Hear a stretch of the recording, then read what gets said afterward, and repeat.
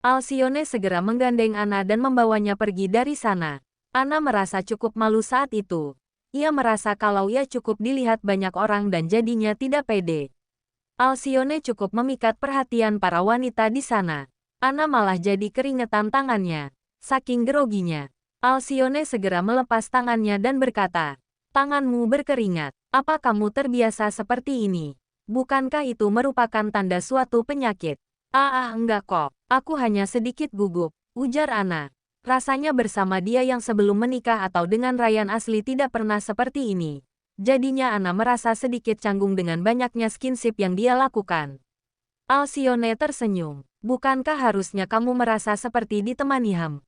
Cukup untuk membuatmu merasa terjaga?" tanya Alcyone menyentuh lembut pipi ranum Ana. Ana semakin merasa malu. Jantungnya berdebar kencang.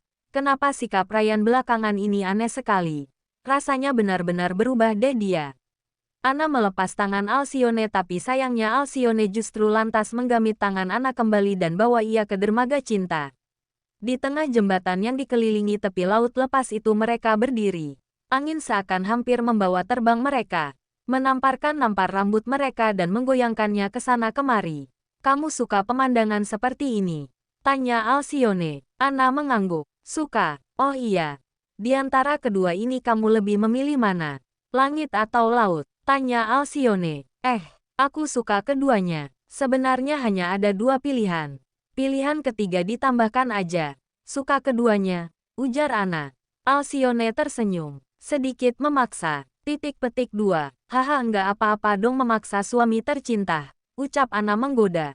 Alcyone tertawa dan langsung mencubit pipinya hingga melar. Membuat Ana merintih kesakitan saat itu. Kamu punya istri menggemaskan sekali rasanya. Bilang apa kamu Ham tadi?" Mereka saling ribut.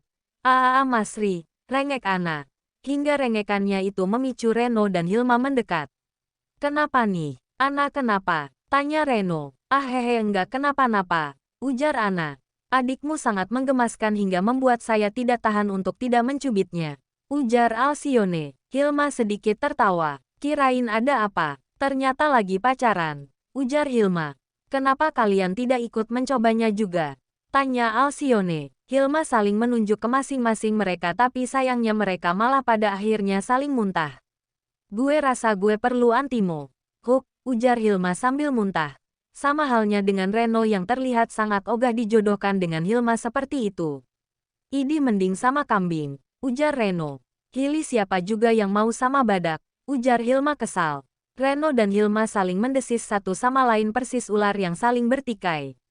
Ana mencoba mendamaikan mereka dengan mengambil tangan masing-masing dari mereka lalu membawa mereka pergi dari sana. Alcyone tersenyum. "Apa gerangan yang akan istriku lakukan?" tanya Alcyone mengikuti mereka. Ana membawa mereka menuju sebuah permainan, yakni Ice Age. Di sana mereka saling menunggu untuk antrian karena cukup panjang antriannya. Mau ngapain sih lo? Gue kan males ikut-ikut ginian, ujar Hilma. "Cuma naik perahu Mbahil udahlah," ujar Ana. Semakin lama antrian semakin maju, hingga akhirnya mereka langsung masuk ke dalam berbagai ruangan. Lalu menepikan mereka ke sebuah perahu cukup besar yang menampung sekitar 6-7 orang. Ana duduk berduaan dengan Alcyone di kursi kedua sedangkan Hilma dan Reno berada di kursi paling depan sebelum mereka. Ketika perahu akan berlayar, Alcyone tak sengaja melihat seorang pria misterius di depan sana, tepat di belakang orang-orang yang tengah berbaris. Dia bahkan seperti tersenyum menyeringai melihat mereka. Alcyone heran. Siapa sebenarnya orang itu dan mulai cemas dengan apa yang akan terjadi di depan sana. Perahu mulai berjalan diikuti oleh mesinnya yang berbunyi. Perahu berlayar di atas lautan. Terus berlayar melewati berbagai macam gambar es dan patung. Ada dari mereka yang disemprot air dengan cara tiba-tiba dan ada juga yang kaget dengan kehadiran patung yang menyeramkan. Alhasil Hilma yang dibuat paling heboh di sana. Ia histeris. Bahkan Reni juga. Mereka kebasahan pada saat yang bersamaan. Basao. Kok ada giniannya sih? Hitung-hitung mandi hahaha. Tawa Reno. Katanya. Tiap orang yang kebasahan biasanya yang belum mandi, ujar Ana tertawa. Apaan gue udah mandi? Tandas Hilma masih merengek. Perahu masih berlayar namun tiba-tiba saja perahu berhenti mendadak. Mesin perahu mati. Loh kok berhenti? Tanya salah satu orang di belakang mereka.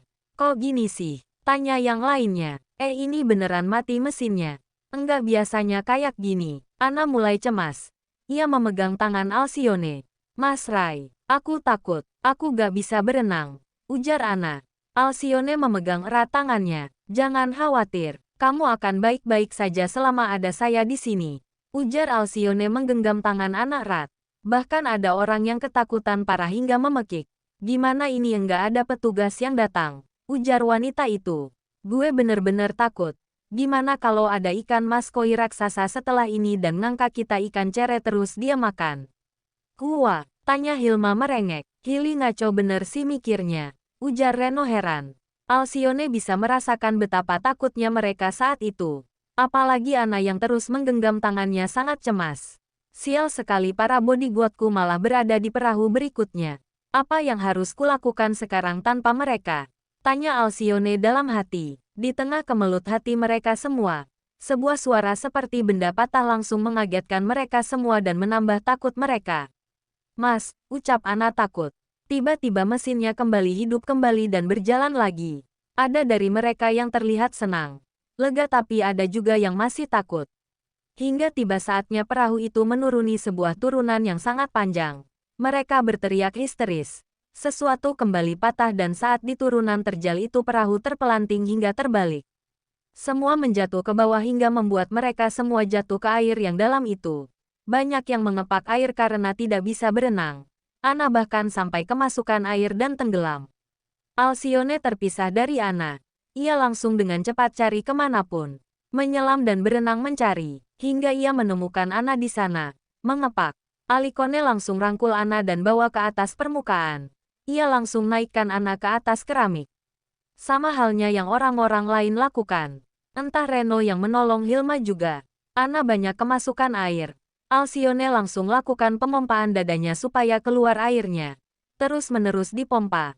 Bahkan Alcyone tak memiliki pilihan selain melakukan nafas buatan hingga Ana langsung membatuk berkali-kali mengeluarkan air. Ana setengah sadar melihat Alcyone di atasnya. Ana, kamu enggak apa-apa? Tanya Alcyone yang langsung memeluknya erat saat itu. Namun Ana merintih kesakitan saat itu. Alcyone merasakan ada darah di bawah kepala Ana. Tentu saja Alcyone kaget saat itu tak percaya. Ana kembali pingsan.